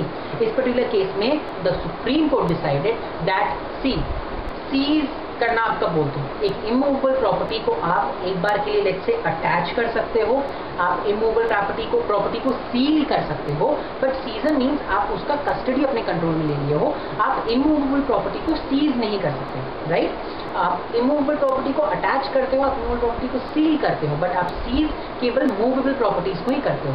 ना सेक्शन 102 के अगर आप ध्यान से पढ़ो, सेक्शन 102 ऑफ CRPC बोलता है कि अगर किसी पुलिस को इन्वेस्टिगेशन के दौरान ऐसा डाउट होता है, ऐसा सस्पिशन होता है कि ये प्रॉपर्टी किसी क्राइम में यूज की गई होगी, तो वो उस प्रॉपर्टी को सीज कर सकते हैं। नाउ जब वो प्रॉपर्टी एक इमूवेबल प्रॉपर्टी हो तो हम एक्सपेक्ट कर सकते हैं, हम इमेजिन कर सकते हैं कि उस प्रॉपर्टी का वैल्यू कितना ज्यादा होगा।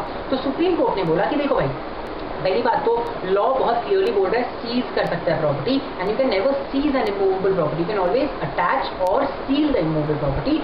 मूवेबल्स को आप सीज कर सकते हो, इमूवेबल्स को नहीं। सेकेंडली सुप्रीम कोर्ट ने ये बात बोला कि देखो भाई, यहाँ पे सेक्शन 102 पुलिस को पावर दे रहा है कि आप एक मियर सस्पिशन में, आप केवल ऐसा अगर आपको डाउट हो रहा है कि गड़बड़ हो रहा है, आप उस सस्पिशन में ही प्रॉपर्टी सीज कर सकते हो। जब तक मूवेबल प्रॉपर्टी सीज करने की बात होती है ठीक है, कोई बात नहीं, मूवेबल प्रॉपर्टी का वैल्यू हमेशा उतना ज़्यादा नहीं होगा, बट इमूवेबल प्रॉपर्टी का वैल्यू हमेशा बहुत ज़्यादा होगा। आज के दिन में लैंड, बिल्डिंग, ये सब मूवेबल प्रॉपर्टीज होती है, इनका वैल्यू कितना ज़्यादा होता है। तो सुप्रीम कोर्ट ने कहा कि अगर हम ऐसा पावर पुलिस को दे दें कि वो केवल सस्पिशन के ग्राउंड में, मेरे को डाउट हुआ तो मैंने सीज कर लिया, केवल सस्पिशन के ग्राउंड पे वो अगर इमूवेबल प्रॉपर्टीज को सीज करने लग जाए, तो it will not be valid in the eyes of law, it will not be fair and just in the eyes of law.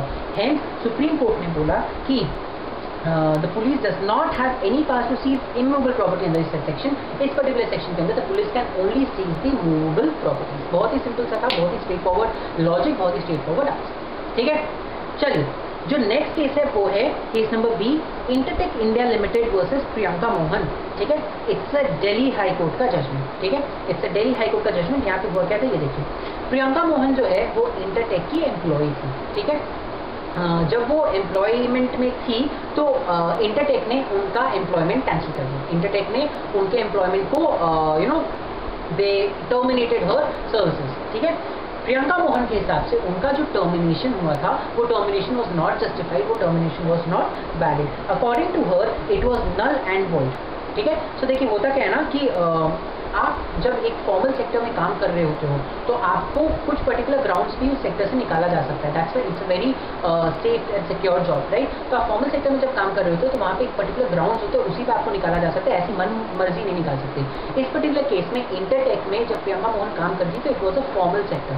वहाँ पे जब प्रियंका मोहन को निकाला गया तो एज पर प्रियंका मोहन उनका जो टर्मिनेशन था it was null and void and hence उनको मेंटल हरासमेंट बहुत हुआ एंड उन्होंने बोला कि मेरे को ये सब चीज़ के डैमेजेस चाहिए, मेंटल हरासमेंट, रेपुटेशन या मेरा इतनी बेइज्जती हुई, ये सब चीज़ के मेरे को डैमेजेस चाहिए।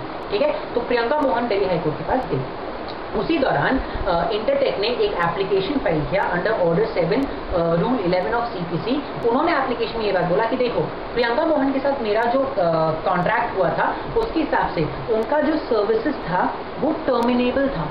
ठीक है, एंड हम उनको रीइंस्टेट नहीं कर सकते।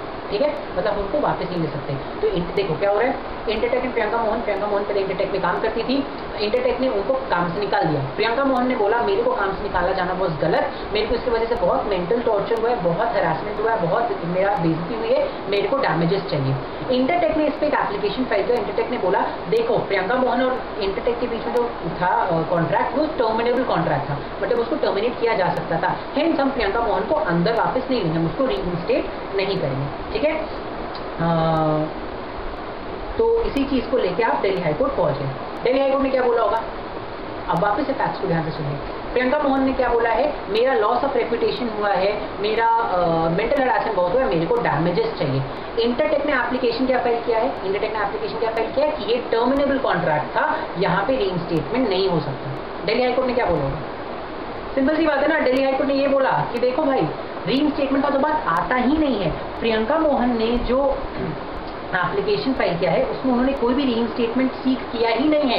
She does not want any reinstatement, she only wants कि आप इस टर्मिनेशन को इलीगल बोल दो, नल एंड वॉइड बोल दो और उनको डैमेजेस दे दो। भाई प्रियंका मोहन ने रीइंस्टेटमेंट बोला ही नहीं, वो चाहती नहीं है जॉब में वापस आना, वो बस इतना चाहती है कि उनको पैसा मिल जाए for as damages for her mental harassment and torture. तो यहाँ पे आप रीइंस्टेटमेंट का एप्लीकेशन क्यों फाइल कर रहे हो। तो ये जो पर्टिकुलर केस था ना it was with respect to the application of Intertek, जहाँ पे वो ये बात बोल रहा है कि रीइंस्टेट नहीं कर सकते। तो कोर्ट ने बोला आपको रीइंस्टेट करने को बोल भी नहीं रहा है, आपको यहाँ पे सिंपली ये बोला जा रहा है कि आप उनको डैमेजेस दोगे। अब डैमेजेस दोगे या नहीं दोगे वो बाद में डिसाइड किया जाएगा, लेकिन आपका जो ये एप्लीकेशन है under order 7 rule 11 of CPC की रीइंस्टेट नहीं कर सकते, तो application is dismissed because reinstatement anyway कोई करने नहीं बोल रहा, right. So the case was decided in favour of respondent. The court held that the petitioner's petition could not stand in the eyes of law। ठीक है, बहुत ही easy सा था, बहुत ही स्ट्रेट फॉरवर्ड, बहुत ही सिंपल सा, कोई ऐसा कुछ खास नहीं था इसमें। चलिए आते हैं अपने नेक्स्ट वाला में। नेक्स्ट वाला जो केस है वो है case number C, Ravinder Kaur Grewal versus Manjeet Kaur. Supreme court का जजमेंट है सिविल अपील। नाउ सुनिए, बहुत बहुत बहुत ही इंटरेस्टिंग, आई थिंक जितने केसेस ऐड हुए उसमें सबसे इंटरेस्टिंग केस यही है। As per the transfer of property act, अगर कोई बंदा किसी और की प्रॉपर्टी में 12 साल से ज़्यादा एज एडवर्स पोजेशन रह लेता है, मतलब एडवर्सली पोजेस करके रह लेता है, तो वो बंदा उस प्रॉपर्टी का ओनर हो जाता है। ठीक है, सो मान लो एक्स एंड वाई दो लोग हैं, एक्स की प्रॉपर्टी है, x is the owner of the property, ये प्रॉपर्टी है, ठीक है। एंड वाई वहां पे रह रहा है, अगर वाई वहां पे 12 साल से ज्यादा रहता है कंटिन्यूसली, तो वाई को वहां का ओनरशिप मिल जाता है, ठीक है, by way of adverse position, ठीक है। नो यहाँ पे जो क्वेश्चन है वो ये है कि क्या ऐसा कोई बंदा जो कि एडवर्स पोजीशन में रह रहा है, ठीक है, क्या उसको राइट है to file an application after the 12 years कि वो बोले कि ये एक्स मेरे को अब इसके बाद बाहर नहीं निकाल सकता, एक्स को बोलो, एक्स के अगेंस्ट इंजंक्शन ऑर्डर पास करो कि एक्स मेरे को बाहर निकालने के लिए कोई भी एप्लीकेशन फाइल ना करो। समझ आ रहा है आपको? सी, ओनर कौन था? एक्स था। वाई कौन था? पोजेशन में था, वाई की पोजेशन में थी प्रॉपर्टी। वाई 12 साल से ज्यादा अगर वहां रह गया तो as per the transfer of properties act Y becomes the owner, ठीक है। अब वाई ओनर बन गया, तो क्या वाई ने एक एप्लीकेशन फाइल किया कि एक्स को बोलो कि एक भी इंजंक्शन ऑर्डर पास ना करे, एक भी इंजंक्शन ऑर्डर के लिए अप्लाई ना करे मेरे अगेंस्ट, एक्स को ये बोलो कि मेरे को एविक्ट कराने के लिए वो कोई भी ऑर्डर पास ना करवाए, कोई भी तरह का एप्लीकेशन नहीं फाइल करे, उसके अगेंस्ट ये इंजंक्शन पास करे। मतलब भाई बेसिकली ये बोल रहा है कि अब हम ओनर बन गए हैं, अब मेरे को इस प्रॉपर्टी को एंजॉय करने का पूरा राइट है, एक्स को बोलो मेरे को एविक्ट कराने के लिए कोई भी साजिश ना करे, मेरे को एविक्ट कराने के लिए कोई भी तरह का एप्लीकेशन फाइल ना करे, ठीक है। ये पहला क्वेश्चन, तो क्या वाई ऐसा एप्लीकेशन फाइल कर सकता है? सेकेंडली, क्या एक्स अगर एक बार मान लो 12 साल हो गया, अब ये ओनर बन चुका है, एक्स ने मान लो गुंडे बेच के वाई को निकाल दिया, तो क्या वाई अब ऐसा एप्लीकेशन फाइल कर सकता है कि हम उस प्रॉपर्टी के ओनर है तो मेरे को वापस वो प्रॉपर्टी दिया जाए? समझ आ रहे हैं? दो क्वेश्चन है। पहले बेसिक फैक्ट समझ जाइए आप लोग, एक्स ओनर था, Y was in the possession. Y अगर 12 साल से ज्यादा एडवर्सली पोजेस कर लेता है तो प्रॉपर्टी वाई की हो जाती है, एक्स की नहीं रहती, ठीक है। तो यहाँ पे वाई 12 साल से ज्यादा प्रॉपर्टी पोजेस कर चुका है, वाई की प्रॉपर्टी हो गई है। now यहाँ पे क्वेश्चन 2 है। पहला क्वेश्चन, क्या वाई ये बात बोल सकता है कि अब हम ओनर है इस प्रॉपर्टी के, तो एक्स को बोलो कि वो किसी भी तरीके से मेरे को एविक्ट नहीं कर सकता, because I am the owner, right. तो मेरे को एविक्ट कराने के लिए कोई भी तरह का सूट फाइल ना करे। एंड सेकेंडली, क्या अगर मान लो ऐसा हुआ कि एक्स ने गुड्डे बेच के वाई को वहां से निकाल दिया, तो क्या वाई एक एप्लीकेशन फाइल कर सकते कि प्रॉपर्टी मेरी है तो मेरे को उस प्रॉपर्टी में रहने का अधिकार दो, मेरे को उस प्रॉपर्टी में वापस पोजेशन दो? समझ आया? चलिए, तो यहाँ पे कोर्ट ने क्या बोला?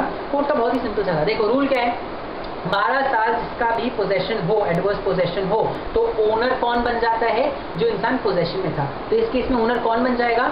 ओनर वाई बन जाएगा, राइट। बिकॉज वाई 12 साल से एडवर्सली पोजेस करके रखा था, तो now the owner of the property is Y and not X, right. तो आप किसी ओनर को उसके प्रॉपर्टी से तभी हटा सकते हो जब आप उस इंसान ने लॉ में कुछ गड़बड़ किया, राइट। यहाँ पे वाई ने लॉ में कुछ गड़बड़ नहीं किया था। एक्स बोल रहा है मेरी प्रॉपर्टी गुंडे में से निकलवा दी, क्या एक्स ऐसा कर सकता है? नहीं कर सकता। अगर एक्स ने ऐसा किया है तो वाई कोर्ट के पास जा सकता है, बोल सकता है प्रॉपर्टी मेरी है, मेरे को इस प्रॉपर्टी में रहने के लिए वापस पोजेशन दो, right. And secondly, X is the owner, कोई उसका एविक्ट नहीं कर सकता। तो yes, X can also Y can also file an application कि आप एक्स के अगेंस्ट इंजंक्शन ऑर्डर पास करो कि वो मेरे को निकालने के लिए कोई भी एविक्शन के लिए एप्लीकेशन फाइल ना करें। समझ आया? Why? Because ultimately after 12 years of adverse possession, Y becomes the owner, तो ओनर का सारा राइट्स Y के पास चल जाता है। एंड आप ओनर को उसकी प्रॉपर्टी से तब तक नहीं निकाल सकते जब तक उसने लॉ में कुछ गड़बड़ नहीं किया है, और अगर आप उसको निकालते हो तो उसके पास पूरा राइट है कि वो वापस से उस प्रॉपर्टी का पोजीशन ले सके, ठीक है। सो यही अब प्रिंसिपल ऑफ लॉ एस्टैब्लिश किया गया था। बहुत ही सिंपल सा केस है, इस वजह से आपको इतना समझना, ठीक है। यहाँ पे क्या बात हुई है? X was the owner, Y 12 years तक एडवर्सली पोजेस कर रहा था। As per transfer of properties act 12 years के बाद Y becomes the owner of the property, X does not remain the owner of the property, ठीक है। Now question 2 था, क्या अगर एक्स ने वाई को उस 12 साल के बाद वहां से गुंडे बेच के हटा दी तो वाई वापस पोजेशन मांग सकता है? एंड सेकेंडली, क्या वाई ऐसा एप्लीकेशन फाइल कर सकता है कि एक्स को बोला आज के बाद मेरे को परेशान ना करे, मेरे को एविक्ट कराने की कोशिश ना करे? Yes, वाई दोनों चीज कर सकता है। Y because Y is the owner of the property. Now that's simple as that, ठीक है। एंड आते हैं ये अपने लास्ट वाले केस में, case number D, that is Anil Khandkiwala versus state of NCT of Delhi, ठीक है। Now state government of NCT of Delhi, बहुत ही सिंपल केस है। सुप्रीम कोर्ट का जजमेंट है, it was a criminal appeal, बहुत ही सिंपल केस है। नाउ देखिए हुआ क्या था यहाँ पे, ठीक है। किसी इंसान मिस्टर अनिल खंडकीवाला ने कुछ checks, mister Anil Khandkiwala was the director of a company, let's say company X, ठीक है। Mister Anil was the director of this company X. वो 2015 तक डायरेक्टर थे एंड 2015 में उन्होंने डायरेक्टरशिप से रिजाइन कर दिया, ठीक है। 2016 में कंपनी एक्स ने कुछ चेक्स इशू किए, जो चेक्स डिसऑनर हो गए, ठीक है। चेक्स इसके फेवर में इशू किया गया था, लेट्स से चेक्स ए के फेवर में इशू किया गया था, ठीक है। ए ने केस फाइल किया है अगेंस्ट मिस्टर अनिल, याद रखिएगा कंपनी है एक्स, कंपनी एक्स पे Anil was the director up till 2015 उन्होंने रिजाइन कर दिया। 2016 में कंपनी ने कुछ चेक्स इशू किए थे in favour of A, cheques dishonour हो गए। ए ने केस फाइल किया, कंपनी के अगेंस्ट नहीं किया, ए ने कंपनी के डायरेक्टर के अगेंस्ट फाइल किया विच वॉज अनिल। ठीक है, मैं यहाँ पे अनिल का एक ही बात बोलना है। अनिल जी ने यहाँ पे आके बोला है, देखो भाई आप केस फाइल अगेंस्ट कर रहे हो बट मेरे अगेंस्ट क्यों कर रहे हो? केस आपका जो चेक है वो इशू आया था इन द ईयर 2016, मैंने रिजाइन कर दिया in the year 2015, how am I liable? I should not be held liable. ठीक है, ये गवर्नमेंट और स्टेट और एक्स इन लोगों ने कुछ सुना, इन्होंने बोला सॉरी ए, इन्होंने कुछ सुना, इन्होंने बोला आप डायरेक्टर तो आपको पैसा देना पड़ेगा। ठीक है, अनिल बोल रहे भाई अगर हम डायरेक्टर उस दिन होते जिस दिन चेक इशू हुआ था तब आप मेरे को पकड़ते ना, चेक तब इशू है जब हम डायरेक्टर थे ही नहीं, I had resigned as a director, how can you hold me liable? अब क्या लगता है कोर्ट ने क्या डिसाइड किया? ऑफ कोर्स कोर्ट ने ये डिसाइड किया होगा भाई देखो अनिल ने 2015 में रिजाइन कर दिया था, चेक्स 2016 में, you can not hold Anil liable, Anil is not an officer in default, he was not in the company only, right? So the court decided in favour of the appellant. Court ने बोला कि appellant had resigned before the issuance of check and hence could not be held liable. It is the most simple case जो आपको मिल सकता है यहाँ पे। मतलब भाई हम लोग सबसे पहले से ही पढ़ के ऑफिसर को आप तभी लायबल होल्ड कर सकते हो जब वो उस समय ऑफिस में हो। यहाँ पे Anil had resigned before the checks were issued, hence he could not be held liable। ठीक है, इसी के साथ हमारा सारा केसेस जो कि अमेंडमेंट में आया था उसका डिस्कशन होता है खत्म। हम लोगों ने चैप्टर नंबर 1 से 2 केसेस देखे, चैप्टर नंबर 4 से 5 केसेस देखे, चैप्टर नंबर 7 से 4 केसेस देखे, टोटल 11 नए केसेस देखे। उसके पहले हम लोगों ने वो 29 केसेस देखे जो हमने डिलीट कर दिया। ठीक है, तो या दैट्स अबाउट इट। ये सारे अमेंडमेंट्स थे जो आपकी जून 2020 अटेम्प्ट ऑनवर्ड्स एप्लीकेबल है। सो अगर कोई दिसंबर 2020 अटेम्प्ट वाला भी ये देखना चाहते हो आराम से देख सकता है। This amendment is applicable for everybody. This amendment is applicable for all the students. ठीक है, चलिए तो इसी के साथ हम आज का लेक्चर करते हैं खत्म। ये लेक्चर आई होप आपको पसंद आया हो एंड आई होप ये लेक्चर आपको आपके एग्जाम में बहुत हेल्प करे। आपको ये लेक्चर के सारे केसेस यहीं पे मिल जाएंगे, इसके सारे केसेस के जो नोट्स हैं वो नीचे PDF में आपको मिल जाएंगे। आप आई होप बहुत अच्छे से पढ़ाई कर रहे हो, घर पे इस पूरे आइसोलेशन का अच्छी तरह से यूज़ कर रहे हो। आई होप आप सब घर पे ही रहो, बाहर नहीं निकल रहे हो। It's a very very very great time for the entire world, it's a very sensitive time for our country. If we cooperate things can be contained at a very small level, if we do not cooperate then things can be catastrophic. So please please please घर पे रहिए, ऐसे हम आपके lecture बनाते रहेंगे, वो देखते रहिए, पढ़ते रहिए। आपका अटेम्प्ट जून में तो होगा ही होगा, जून में नहीं होगा तो जुलाई में होगा, बट आपका अटेम्प्ट जरूर होगा। So please please please please अच्छे से पढ़िए। आपसे मिलते हैं जल्द ही with another lecture, with another video. तब तक के लिए हंसते रहिए, खुश रहिए, धन्यवाद।